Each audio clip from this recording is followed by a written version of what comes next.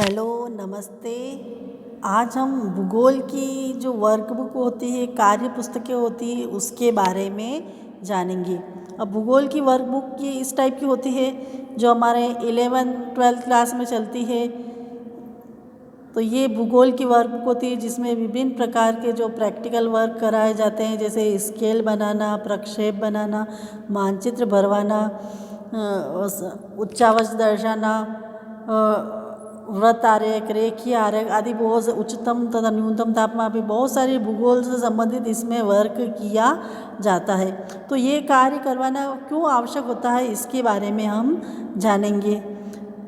तो भूगोल की जो कार्य पुस्तकें होती है, अगर उससे बालक में स्वाध्याय का विकास होता है, मतलब बालक खुद पढ़ना चाहता है, वो उसे पढ़ने के प्रति एक रुचि जागृत होती है, क्योंकि उसे वो कार्य करता है तो कार्य करते उसे उसमें इंटरेस्ट आता है। और प्रैक्टिकल वर्क छात्रों के लिए बहुत ही उपयोगी होता है। ये छात्रों के समय का भी इसमें उपयोग होता है। और कार्य पुस्तकें पुस्तकालय के लिए भी उपयोगी होती है। कार्य पुस्तकें हो तो बालक पुस्तकालय जाने में भी रुचि लेता है। और स्वास्थ्य लाभ के लिए जो भूगोल की जो कार्य पुस्तकें होती है, जैसे उसमें बहुत सारा वर्क, फील्ड वर्क भी होता है, क्षेत्रीय भ्रमण होता है, प्लेन टेबल सर्वे होता है। तो क्षेत्र में जाकर अध्ययन करने से बालक को एक स्वास्थ्य लाभ भी होता है।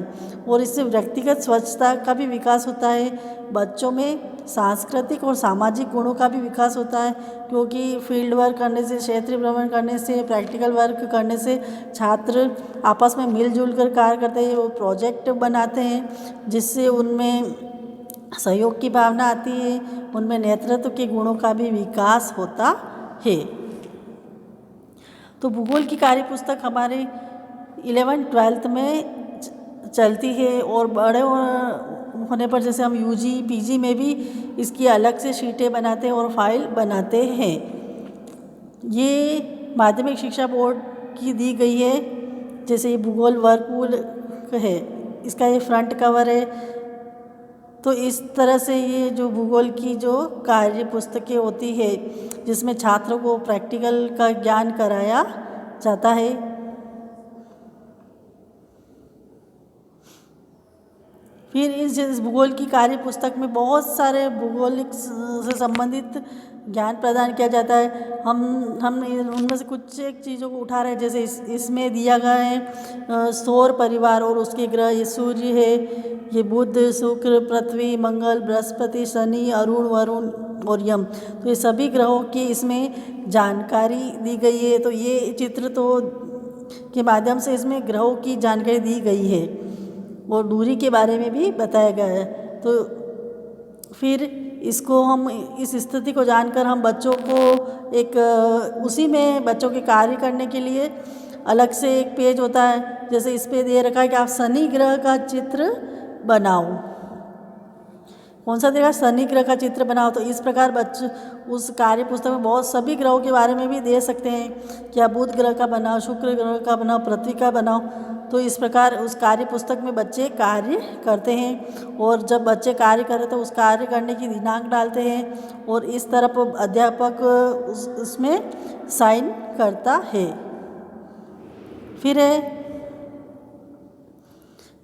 वो ये भी सौर परिवार के बारे में है। ये एक तरफ चित्र होता है और दूसरी तरफ बच्चे जैसे उसमें प्रैक्टिकल वर्क करते हैं। तो जैसे अब इसमें ग्रहों के नाम दे रखे हैं। तो जैसे बृहस्पति ग्रह है तो उसके उपग्रह की संख्या कितनी है, शुक्र ग्रह की कितनी, यम ग्रह की कितने, वरुण कितने उपग्रह है, तो उनकी इन संख्या यहाँ पे बच्चे को लिखनी है। तो इस प्रकार यहाँ पर बच्चों को प्रैक्टिकल वर्क कराया जाता है। एक तरफ तो उनको थ्योरी का ज्ञान दिया जाता है, फिर उनका परीक्षण किया जाता है बच्चों का। ये सभी कार्य एक ही पुस्तक में होता है जो हमने 11th-12th क्लास में कर चुके हैं। फिर अब इसमें पृथ्वी के ग्रह के बारे में दे रखा है। तो इस प्रकार एक तरफ तो उसके थ्योरी का जानकारी दी जाती है और फिर दूसरी तरफ बच्चों को प्रैक्टिकल का ज्ञान कराया जाता है। जैसे इस चित्र में भारत का मानचित्र, ये भारत का मानचित्र है। इसमें हमें बंगाल की खाड़ी तथा अरब सागर में गिरने वाली नदियों के बारे में बताना है कि बंगाल की खाड़ी कहाँ है और अरब सागर में कौन कौन सी नदियाँ गिर रही है, तो उसके बारे में इस मानचित्र में अंकित करना है। तो इस तरह इस कार्य पुस्तक में दिया हुआ होता है। ये भारत का मानचित्र, इसमें भी यही है। फिर जैसे ये विश्व का मानचित्र है, इसमें हमें गेहूँ कहाँ पे होता है, चावल, चाय, कहवा मतलब कॉफ़ी कहाँ पे होती है, वह इस मानचित्र में हमें भरना होता है। तो इस प्रकार इस कार्य पुस्तक में जानकारी दी जाती है। बच्चों को प्रैक्टिकल वर्क कराया जाता है, जिससे बच्चे रुचि लेकर इसमें कार्य करते हैं कार्य पुस्तकों में। अब ये विश्व का मानचित्र है, इसमें सूती वस्त्र उद्योग के बारे में बताया गया है कि सूती वस्त्र उद्योग विश्व में कहाँ कहाँ होता है। तो आपको इसमें सूती वस्त्र उद्योग के जो प्रमुख केंद्र है उसको आप इन मानचित्रों में भरेंगे। तो ये बच्चों से भरवाए जाते हैं, पहले उनको ज्ञान दिया जाता है थ्योरी का, फिर उन्हें ये प्रैक्टिकल वर्क कराया जाता है कार्य पुस्तकों में। ये लोहा इस्पात उद्योग के बारे में बताना है बच्चों को कि लोहा इस्पात उद्योग कहाँ कहाँ होते हैं विश्व में, तो आप इसको मानचित्र में अंकित करने हैं। तो इससे छात्रों का जो ज्ञान होता है वो स्थायी होता है, छात्र पढ़ने के प्रति रुचि लेते हैं। ये इस तरह बच्चों को वहाँ पहले तो पूरे प्रक्षेप की जानकारी दी जाती है, प्रक्षेप कैसे बनाए जाते हैं, और फिर उनको इन एक तरफ जो खाली पेज होता है वहाँ पर इन बच्चों को प्रैक्टिकल वर्क करते हैं। वहाँ पे ये बच्चे यहाँ पे प्रक्षेप बनाते हैं। तो एक पेज पर बच्चों को थ्योरी का ज्ञान दिया जाता है और दूसरी तरफ प्रैक्टिकल का ज्ञान दिया जाता है।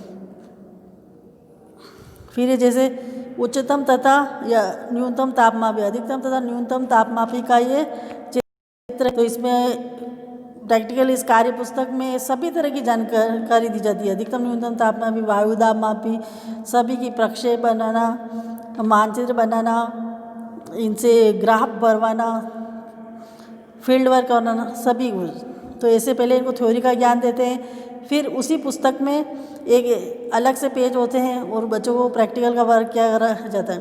जैसे सोमवार को अधिकतम तापमान कितना था, न्यूनतम तापमान कितना था, दैनिक तापांतर कितना था। तो इस प्रकार बच्चों को थ्योरी का ज्ञान दिया जाता है, फिर उनको इसमें प्रैक्टिकल वर्क कराया जाता है। धन्यवाद।